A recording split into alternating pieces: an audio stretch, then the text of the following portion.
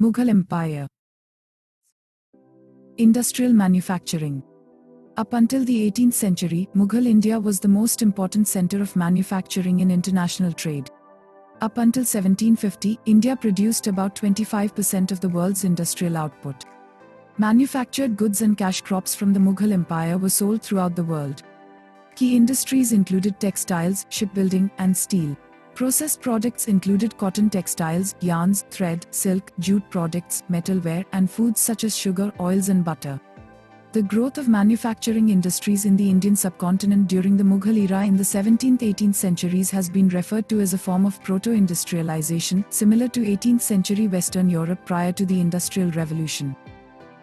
In early modern Europe, there was significant demand for products from Mughal India, particularly cotton textiles, as well as goods such as spices, peppers, indigo, silks, and saltpeter.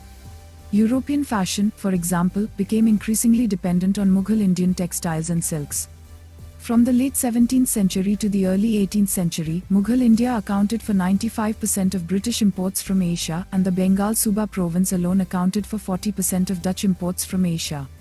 In contrast, there was very little demand for European goods in Mughal India, which was largely self-sufficient. Thus, Europeans had very little to offer except for some woolens, unprocessed metals and a few luxury items. The trade imbalance caused Europeans to export large quantities of gold and silver to Mughal India in order to pay for South Asian imports. Indian goods, especially those from Bengal, were also exported in large quantities to other Asian markets, such as Indonesia and Japan. Textile industry. The largest manufacturing industry in the Mughal Empire was textile manufacturing, particularly cotton textile manufacturing, which included the production of piece goods, calicos, and muslins, available unbleached and in a variety of colors. The cotton textile industry was responsible for a large part of the empire's international trade. India had a 25% share of the global textile trade in the early 18th century. Indian cotton textiles were the most important manufactured goods in world trade in the 18th century, consumed across the world from the Americas to Japan. By the early 18th century, Mughal Indian textiles were clothing people across the Indian subcontinent, Southeast Asia, Europe, the Americas, Africa, and the Middle East. The most important center of cotton production was the Bengal province, particularly around its capital city of Dhaka. Bengal accounted for more than 50% of textiles and around 80% of silks imported by the Dutch from Asia. Bengali silk and cotton textiles were exported in large quantities to Europe, Indonesia, and Japan, and Bengali muslin textiles from Dhaka were sold in Central Asia, where they were known as Dhaka textiles. Indian textiles dominated the Indian Ocean trade for centuries, were sold in the Atlantic Ocean trade, and had a 38% share of the West African trade in the early 18th century, while Indian calicos were a major force in Europe, and Indian textiles accounted for 20% of total English trade with Southern Europe in the early 18th century. The worm gear roller cotton gin, which was invented in India during the early Delhi Sultanate era of the 13th-14th centuries, came into use in the Mughal Empire sometime around the 16th century and is still used in India through to the present day.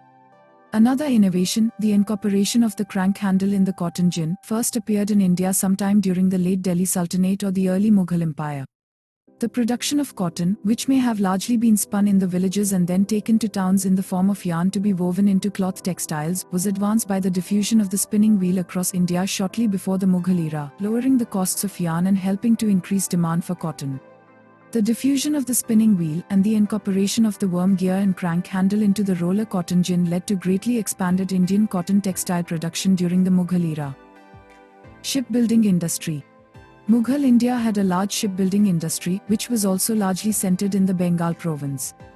Economic historian Indrajit Ray estimates shipbuilding output of Bengal during the 16th and 17th centuries at 223,250 tons annually, compared with 23,061 tons produced in 19 colonies in North America from 1769 to 1771. He also assesses ship repairing as very advanced in Bengal. Indian shipbuilding, particularly in Bengal, was advanced compared to European shipbuilding at the time, with Indians selling ships to European firms. An important innovation in shipbuilding was the introduction of a flush deck design in Bengal rice ships, resulting in hulls that were stronger and less prone to leak than the structurally weak hulls of traditional European ships built with a step deck design. The British East India Company later duplicated the flush deck and hull designs of Bengal rice ships in the 1760s, leading to significant improvements in seaworthiness and navigation for European ships during the Industrial Revolution. Bengal Suba. The Bengal Suba province was especially prosperous from the time of its takeover by the Mughals in 1590 until the British East India Company seized control in 1757. It was the Mughal Empire's wealthiest province and the economic powerhouse of the Mughal Empire, estimated to have generated up to 50% of the empire's GDP. Domestically, much of India depended on Bengali products such as rice, silks and cotton textiles. Overseas, Europeans depended on Bengali products such as cotton textiles, silks, and opium. Bengal accounted for 40% of Dutch imports from Asia, for example, including more than 50% of textiles and around 80% of silks. From Bengal, saltpeter was also shipped to Europe, opium was sold in Indonesia, raw silk was exported to Japan and the Netherlands, and cotton and silk textiles were exported to Europe, Indonesia and Japan. Akbar played a key role in establishing Bengal as a leading economic center, as he began transforming many of the jungles there into farms. As soon as he conquered the region, he brought tools and men to clear jungles in order to expand cultivation and brought Sufis to open the jungles to farming.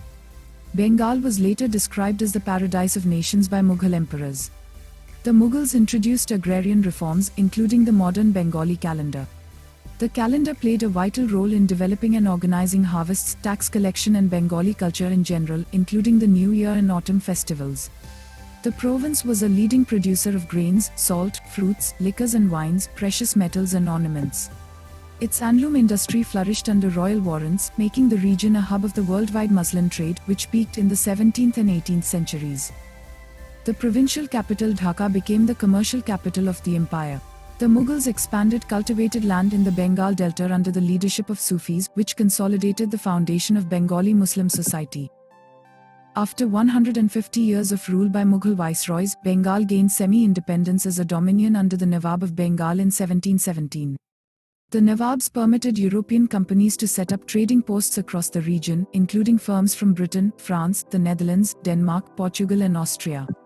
An Armenian community dominated banking and shipping in major cities and towns. Agriculture. The Europeans regarded Bengal as the richest place under the Mughal Empire. By the late 18th century, the British displaced the Mughal ruling class in Bengal. Demographics. Population.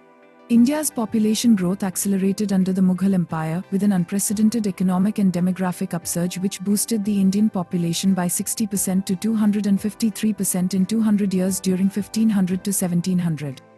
The Indian population had a faster growth during the Mughal era than at any known point in Indian history prior to the Mughal era. The increased population growth rate was stimulated by Mughal agrarian reforms that intensified agricultural production. By the time of Aurangzeb's reign, there were a total of 455,698 villages in the Mughal Empire. The following table gives population estimates for the Mughal Empire, compared to the total population of India, including the regions of modern Pakistan and Bangladesh, and compared to the world population. Urbanization. Cities and towns boomed under the Mughal Empire, which had a relatively high degree of urbanization for its time, with 15% of its population living in urban centers. This was higher than the percentage of the urban population in contemporary Europe at the time and higher than that of British India in the 19th century. The level of urbanization in Europe did not reach 15% until the 19th century. Under Akbar's reign in 1600, the Mughal Empire's urban population was up to 17 million people, 15% of the empire's total population.